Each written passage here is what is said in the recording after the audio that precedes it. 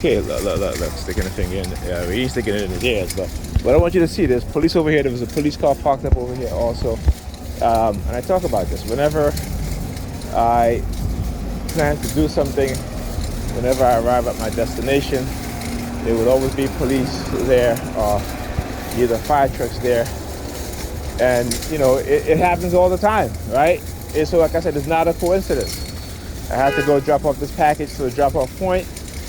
And so, of course, I expected the police to be there. It's something that I've gotten so accustomed to, because again, they want to let you know that you're under surveillance, and no matter what you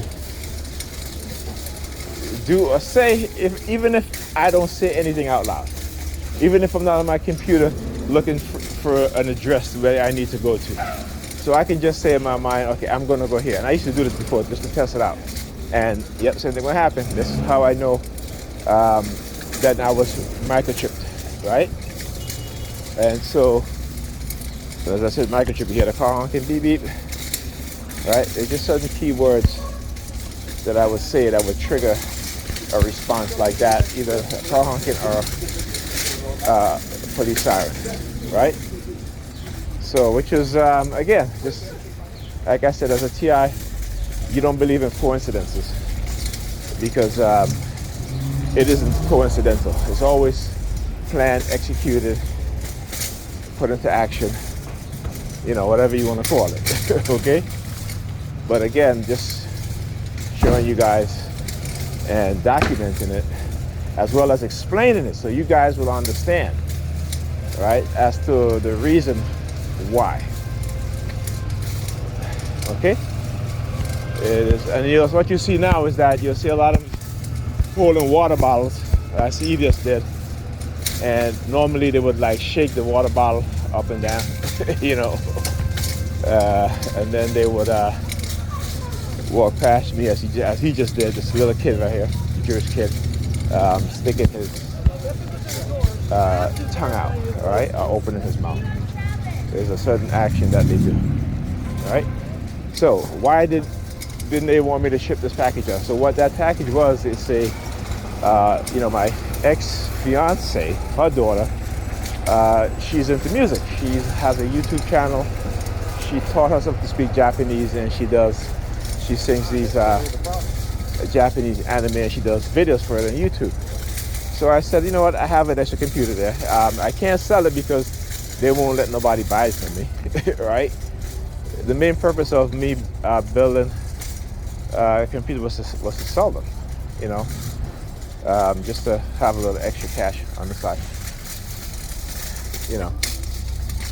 And I remember years ago, I had a center channel speaker that I had gotten, and I put it on eBay to sell. And for 2 months, now this is a great center channel. It was Eclipse reference channel, center channel speaker. See the police down there again with the lights? Oh, now they turn it off as soon as I mention it. Wait, they turn it back on again. You hear them, right? You'll hear them.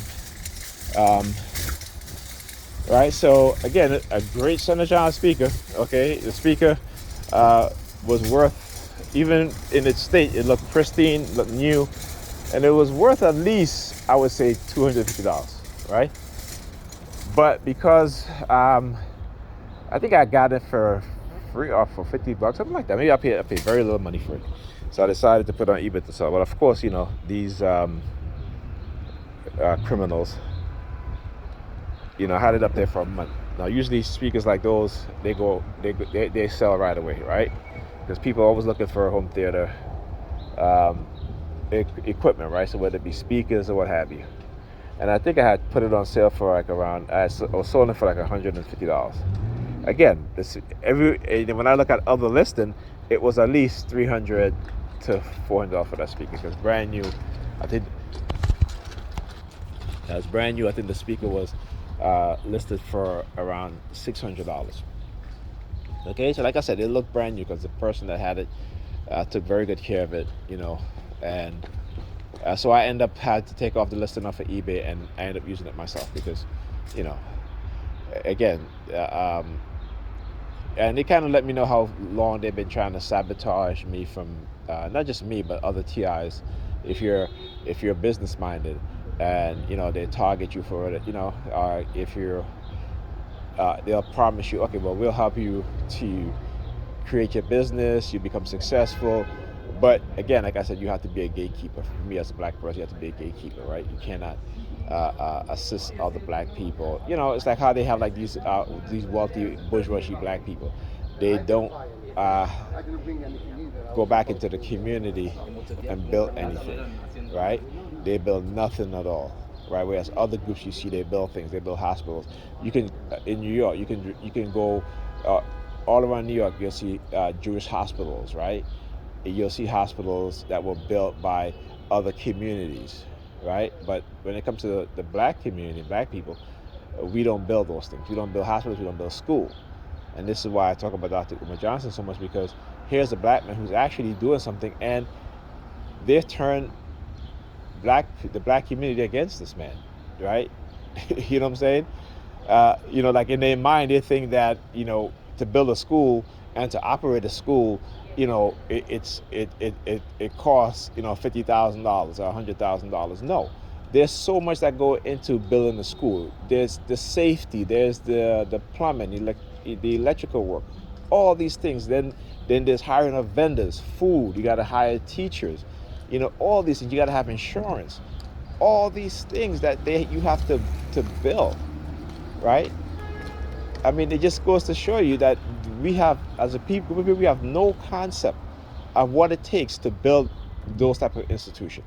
And when somebody is doing it, and of course, we give money to the Red Cross. We give hundreds of $millions to the Red Cross, but we couldn't donate to this man who was building a school to educate young black boys and I think and girls. I'm not sure if it's a unisex school or not. I think it's a boys, and he said he's going to build a school for the girls also.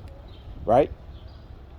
No support. But let the Red Cross, let something happen, we're donating all our money to the Red Cross, right?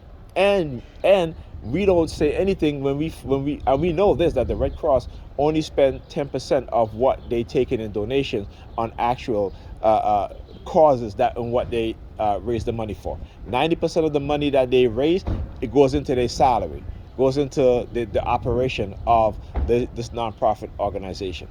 But y'all don't bitch and complain about that, right? They don't bitch and complain about that. But as soon as a black person acts to build something and looking for the community, to help the community, to help the kids in the community, what do? It just shows you how our conditioned mindset is. Like I said, when you care about, if you're a black person, you care about other black people, they don't want that. They don't like that. When you love other black people, they don't want that. They do not, and I say they meaning the powers that be, the white racists, and white racist people in general, which is the vast majority of white people in America. Okay, they do not want black people to have economic equality. This is why these states, they're only talking about reparation. They are not actually engaging in anything that's substantial to say, okay, you know what?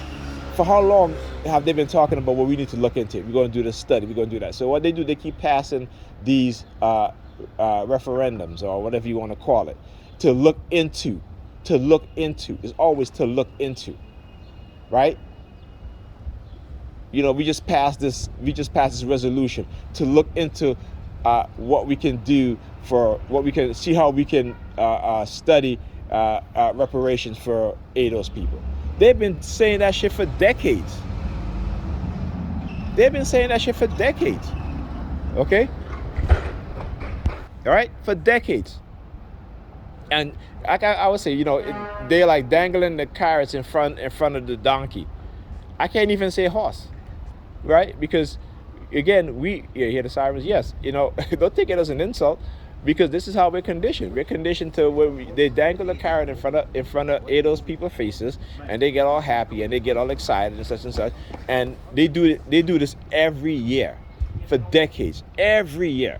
So I want you to understand how symbolism, right, plays an important part in their indoctrination of black people, that we are so impressed by their symbolism. And remember, symbolism is nothing substantial, nothing that's going to help you, improve your life, improve your economic standing is just symbolism. It just makes you feel good, and that's what they do. They understand how they condition us that we always have to feel good, particularly Negropean women, right? Anything that doesn't make them feel good, they will reject it. This is why they hate the truth, because the truth don't make them feel good. Okay, so I'll talk to you guys next week. Again, see the police down there. I gotta take this car inside and head out, but they'll probably still be there. I talk about this all the time. You guys, you guys know this, okay?